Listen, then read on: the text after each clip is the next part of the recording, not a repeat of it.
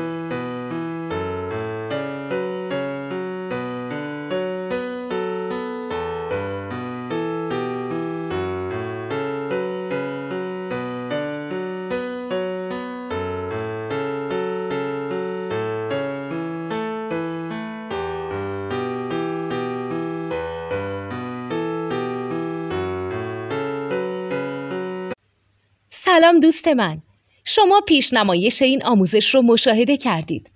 برای دیدن آموزش به صورت کامل میتونید به وبسایت نوت 2 که مرجع آموزش موسیقی هست مراجعه کنید.